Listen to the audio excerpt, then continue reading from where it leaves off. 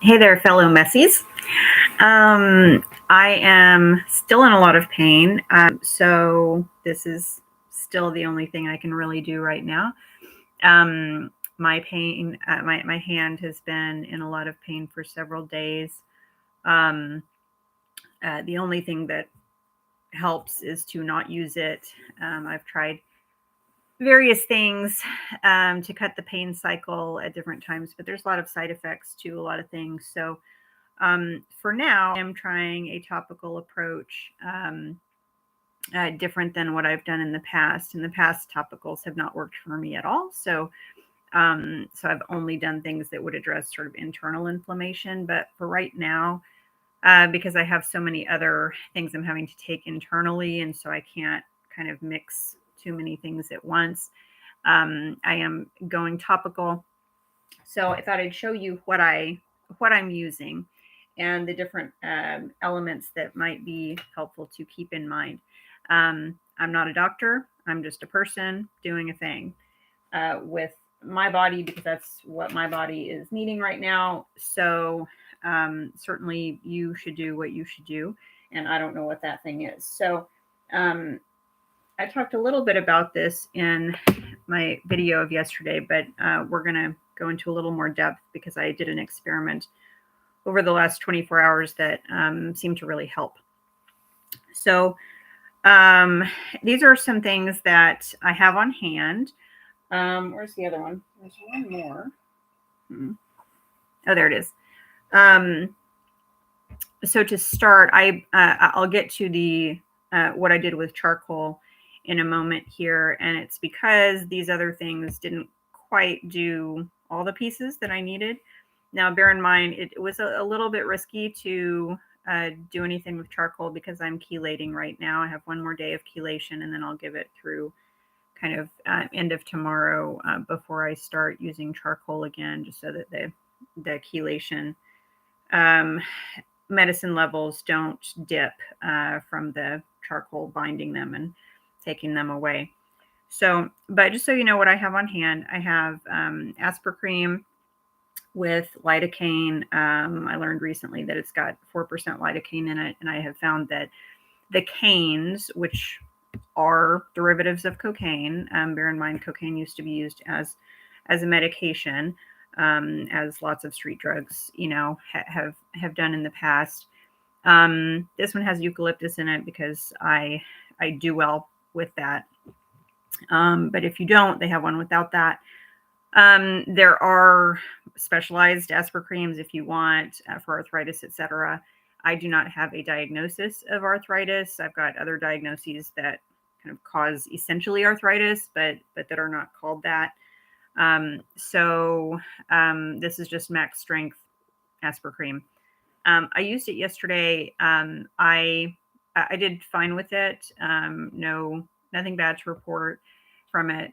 When it came time for bedtime, and my sense of smell gets, I don't know if it gets more sensitive or if it just needs different chemicals coming at it at nighttime, but like I can't smell anything like a cooked food of any sort. I can't have it on my hands. I can't have it in the house. This smell also was distracting to me at bedtime, and so I had to try something else. Did I just get it on me? A little bit. But it smelled fine for the morning. And if you're remembering, elders who you grew up with who might have used this, perhaps at your grandparents' house, etc. It's not as strong a smell as I remember it being as a young person, although I didn't mind the smell as a young person. But certainly bear in mind, you might ask your dentist what type of anesthetic they use on you, and then remember whether that one agrees well with you or if it has side effects or weird things to it. For me, despite I always go to a biological dentist, which is a specialty dentist who has lots of safeguards in place for mercury removal and management. And so they tend to be much more careful. Certainly, you can get a basic biodentist who doesn't know a lot yet, and then you can get very sophisticated ones who've been working with really intense patient issues for decades. But I'm one of my biodentist's few patients who does really poorly on whatever, you know, whatever safer anesthetic they tend to use on people. But I do great on the canes. And that's consistent with, I had never had bad anesthetic reactions in a dentist chair until I went to this dentist. And then when I had those, I think they tried 3 different ones, and the canes are what worked for me. And then I thought, I called a prior dentist and I said, hey, what kind of anesthetic did y'all use on me? Which wasn't a problem. And it was a cane also. So that's pretty consistent with what I might guess, because although I've never tried cocaine, I have an affinity toward dopamine release. My body really appreciates dopamine release, and it certainly couldn't handle big spikes of it, I'm sure, because it can't handle big spikes of anything. But it does have, it's going to be that type of effect that you're having, because that's what cocaine does. So that's one thing that I used yesterday. Another thing is, this is not a regular size bottle. I was very graciously provided this by a local shop that I frequent a lot. They had quite a number of Boiron brand, which is a French homeopathic brand, but very widely distributed now. Arnicare gel. This is just the plain one.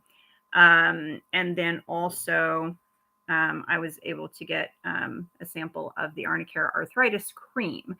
And when I'm doing something on my elbow or something, I'm more likely to want a cream, just because that's a drier area of my skin. There's a little bit of eczema there and skin detoxing impacts. So what I'm finding, though, even though I wanted a cream, when I was using the gel, I really wanted some kind of equivalent that was a cream. But now that I have used the creams, I really find that I can go to sleep easier on the gel.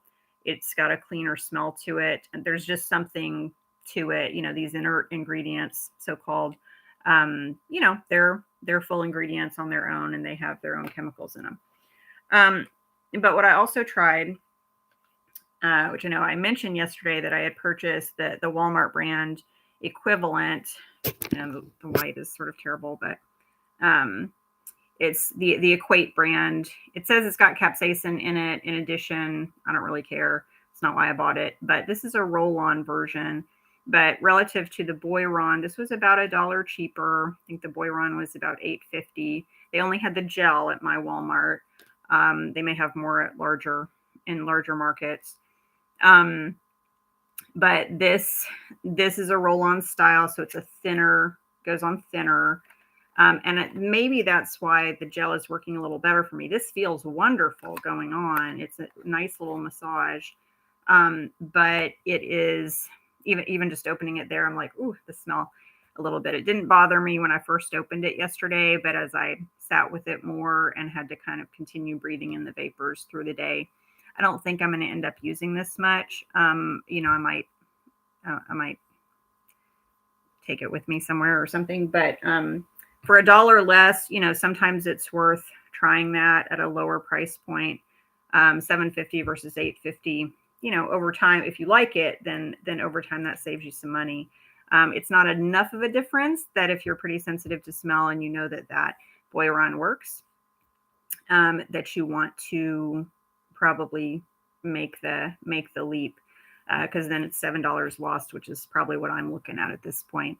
I was surprised by that, but by evening I could tell that was going to be a little bit sensitive for me, even though the ingredients are similarly ratioed natural ingredients to synthetic ingredients in these. They're not the same mix of ingredients aside from the active ones, but they are similar in terms of how much natural stuff is in there.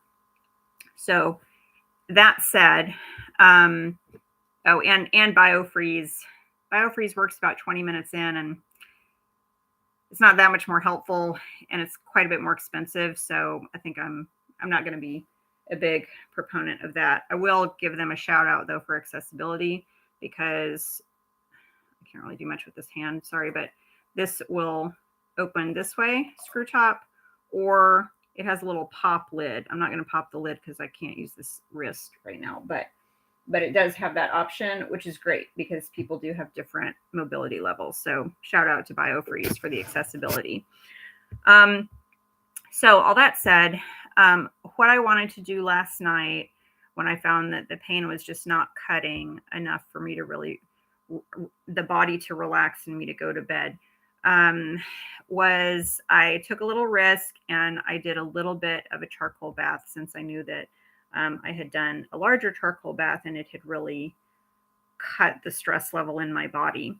So I just did about a teaspoon of charcoal in just kind of a big salad bowl. At first, I made the mistake of putting it in a metal bowl, which was really dumb because charcoal pulls metal. Okay, so don't do that. I switched it to a ceramic bowl. The metal bowl was much lighter, and since I don't have this hand, I needed something light, but I needed to switch it. I understood that that's important, and so I just poured it with one hand into the other bowl, but still a large bowl, about, I don't know, 10 inches wide by 6 inches deep. And with as hot a water as I could stand. I did it in the kitchen. You could do it at the, you could do it in your sink. If your sink is clean, you could just fill it up, or you could, do it in a pot in your bathtub or something if you wanted to. For me, that was the easiest accessibility at the time. So I just stood there with it in there about, I don't know, kind of from here to here is about how far it would go in. And I didn't want to get really dirty because I wanted to go to bed. Again, this is with the hardwood charcoal. I get it from the Charcoal House. And if you've seen my other videos on this, you know that you want to get the hardwood charcoal because that's what's going to rinse off the easiest for you. It won't stick to your hands. There are moments where it will stick to certain pieces of skin, and that's a clue to something. Either there's dead skin, or there might be something that it's trying to do for you. It's trying to pull something out. So just be aware of it, maybe illness-wise. But this is a great charcoal. I've been using coconut charcoal for a while and had stopped doing anything with it on the skin because it sticks to the skin and it's a whole thing. It's a whole mess. This is very easy to get off, even just with water and a little bit of friction. Most of it will just rinse right off at the level that I did it. And just a teaspoon in that big bowl of water was perfectly fine. Because keep in mind, you're only going to do about a half cup in a whole bathtub. So the half teaspoon, or the teaspoon, is probably more concentrated than that. So I put that in as warm water as I could stand for about 3 minutes. And then I rinsed it with just as cold a water as would come out of the tap, and just got the charcoal off. If you want to go back and forth, you can. I only went back in one more time and then rinsed it off again thoroughly so that I could go to bed in my white sheets. So, and of course was wearing dark pajamas just in case I had missed a spot. So that did really help, though. It really helped. I then put on the arnica gel in a pretty large amount. I always start small with these things, but I ended up, I would say, about a dime's worth probably is a good amount for my size hand. Which is kind of medium size, small to medium, or medium size women's hand. So I did have to, since I'm chelating, I have to get up every 3 hours and take a pill. And I did notice that it was just starting to be a little bit sensitive again. And I thought, well, this is going to wake me up in an hour and I'll have to put more on, so I might as well do it now. So I did that a couple of times, and then the second time in, I went ahead and did one more dunk of it, but I didn't do new water. I just did it with the water that was still there, and it's clean, and it's pretty sterile. I mean, charcoal's sterile, so it's no problem. And then I just rinsed it again. I just did it just one and one, and rinsed it real good, and went back to bed. And again, I put the dime's worth. I'll need to get a proper size bottle tomorrow. So just wanted to offer that for anybody that might be helpful for. I am not feeling a difference in the chelation quality. I'm not having an up or down to my chelation experience. And so I'm feeling like that's probably a safe thing for me to do. I won't do it all the time if I don't need to, but it's good to know that even if I'm chelating and can't take charcoal internally, that there is an option to help kind of cut that pain cycle enough so that I can then go and put that gel on, and the body can downshift and go into healing mode. I ended up sleeping for another 6 hours after that, even with the having to get up every 3 hours to take a pill.